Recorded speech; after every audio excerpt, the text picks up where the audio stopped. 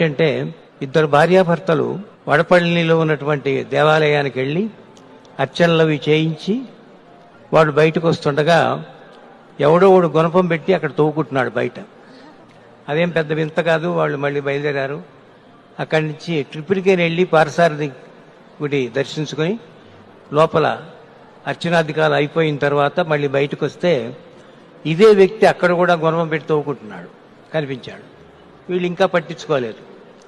మైలాపూర్ వెళ్ళి కపాలీశ్వరుడు కోయిల దగ్గర అక్కడ మళ్ళీ దేవుణ్ణి చూసి మళ్ళీ బయటకు వస్తుండగా ఇదే వ్యక్తి అక్కడ కూడా కనిపించాడు తవ్వుకుంటూ. వీళ్ళు కొంచెం ఇంక్విజిటివ్గా ఉండి ఏమిటైనా ఇంత అక్కడ చూశాను, ఆ గుడి దగ్గర చూశాను, ఈ గుడి దగ్గర చూశాను, ఈ గుడి దగ్గర కూడా తవ్వుకుంటున్నావు ఏమిటని అడిగాడు భార్యాభర్తల్లో భర్త. ఏం లేదండి నేను బావి తవ్వుకుంటున్నాను అన్నాడు. ఊరిని బావి తవ్వుకుంటే ఎక్కడో ఒక చోట స్థిరంగా ఉండి ఒకే స్థలంలో తవ్వుకుపోవాలి కానీ ఇన్ని చోట్ల తవ్వితే నీకు నీళ్ళు ఎలా పడతాయరా అని అడిగాడు.